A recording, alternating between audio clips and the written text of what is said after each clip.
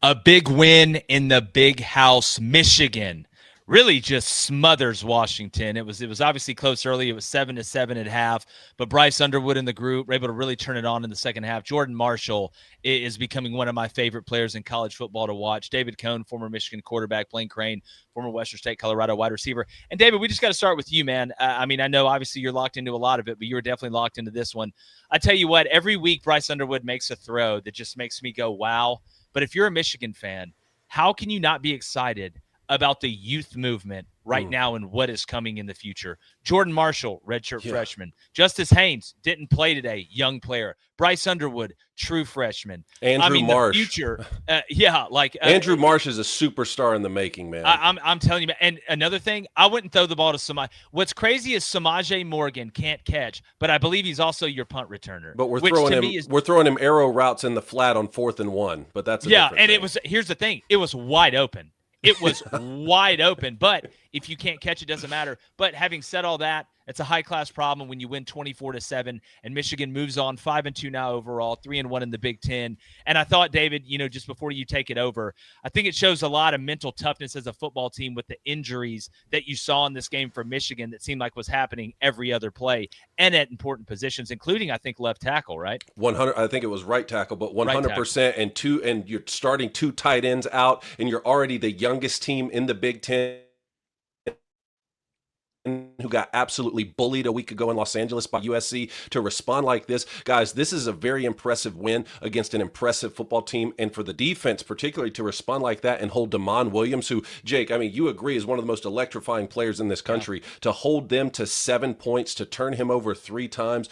Right there. It wasn't pretty early, obviously, but that's how Michigan's going to play a lot of these football games. On the offensive side, like you said, I mean, Jordan Marshall to step in for Justice Haynes, who I've been saying is a top 3 running back in the country. Jordan Marshall went for 25 carries, 133 and a touchdown, averaging 5.3 on the ground. Awesome. Like I said, true freshman Andrew Marsh at wide receiver, a great compliment to Donovan McCulley there. That's a dynamic duo. Andrew Marsh is going to be an absolute superstar. And Bryce really developing in the RPO game, I think, is impressive. He's got to put some more touch on the football at times. That's a big discussion in Michigan football circles right now. But what a victory to bounce back mentally for such a young team. Obviously, they play much better in the Big House. They need to figure out a way to package what they were able to do today and to take that on the road with them moving forward in the season. And, Blaine, you look on the Washington side, I mean, Jonah Coleman averaged just over 3 yards a carry. What Michigan was able to do in the front 7 to hem him up and really adjust after Damon Williams in that first drive, took off a couple times, hurt him, got that first down. And then in the second half, at some point, I think the first pick he threw, talking about Damon Williams, was on him. The second one, the guy didn't turn around. But Michigan made the plays at the end of the day on defense that gave them short fields. And I mean, you outscored Washington 17-0 in the second half. Yeah. And I feel like you could have played 8 quarters and Washington wouldn't have got to 20. Well, one thing Wink Martindale definitely knows how to do is adjust. And you definitely saw that after the first drive for Washington. And now look at the Michigan team right now. The big question that comes to my mind is maturity. How mature, how much can you grow up from week in, week out? Because realistically, you look at Michigan's schedule, they're going to probably be favored in every single game they play other than Ohio State. Mm-hmm. It's going, again, we're sitting here probably saying the exact same thing we said last year when it comes to Ohio State. This is going to come down to this Michigan game. And if Michigan can find a way to beat a good Maryland team, a good Northwestern team, Michigan State, no, Purdue, no, and they grow up week in and week out. And Bryce is the future of Michigan. I think you can see that. Every other drive, this kid, especially when he's out of the pocket, just has an absolute howitzer attached to his shoulder. Michigan, will they be a playoff team at the end of the season? If they keep growing each week, I wouldn't be surprised. Yeah, well, you can't beat Ohio State next week. You can't beat Ohio State in the next 2 weeks. It's about continuing to grow as a team. So by the time you do play Ohio State, you are playing your best ball, because it's going to take, I don't care what's happened in the past, this, that, or the other, it's going to take a hell of an effort in all 3 phases to be able to beat Ohio State like it typically does. But you see flashes of this team and what they can be. And I think Bryce's legs as well have kind of been underrated. He's starting to kind of figure out not only when to run, but how to run. But on this Washington side, you look at the rest of their schedule, and, I ended up having them 10-2, making the playoff. I had them losing to Maryland and beating Michigan. Obviously, the opposite of that happened. But you get Illinois at home next. You go to Wisconsin, you get Purdue at home, you go to UCLA, which looks a little different now, and then you get Oregon at home. So I think in a weird way, both of these teams are kind of in similar spots when you look at the schedule and what could end up happening, Cone.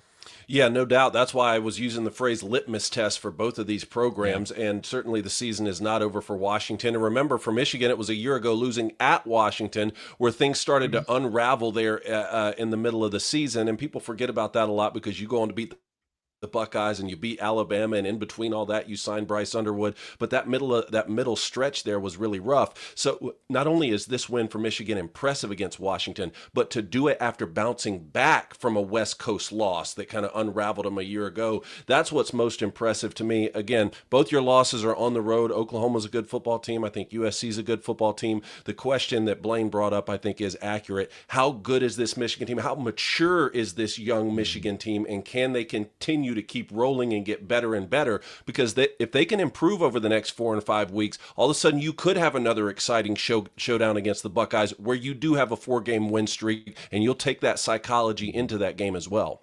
Yeah, and David, I want to stick with you for a second because you are tapped in, obviously, to what goes on behind the scenes of this Michigan program. You know, not that I think they would have fired Sharon Moore or anything like that, but just how big is this win for him with some of the pressures that we're building and we're rising kind of around his future and what this team could be? Well, it is huge. And, it wasn't a pretty week behind the scenes as far as a lot of the messages and the calls that I was getting. And, that's just how it is in college football when you lose games. I think a lot of this goes beyond wins and losses, especially when you don't play inspiring football, when you don't play disciplined football, when you have more talent on the field and you're underproducing based off the talent you have on the field. At that point, the finger does get point to the coaching staff, rightly so. So that, that can be frustrating, but again, all you can do is bounce back in this sort of fashion. Great win for them. The question is, can you keep doing it? Or are you going to be a peaks and valleys sort of team, that can only get up when your back's against the wall? That's not the standard at Michigan either. So that's what they got to focus on now in Ann Arbor. Well, it's going to be fun. It makes it a lot more fun to fix mistakes and continue to try and grow after a win. We're continuing to try and grow almost to 200,000 subs. So make sure if you're locked into Crain & Company. We got a lot more live reactions today. Anything else, any add-ons of the Michigan win over Washington, Blaine? No, man, I'm good. I'll just say Bredesen and Hausman, 2 worthy Wolverine captains right there, man. 100%. The real ones step up when it matters the most, and that's why they have the C on their chest and on their jersey and in that locker room. We appreciate you guys. It's going to be a heck of a Saturday, so make sure you're locked into Crain & Company.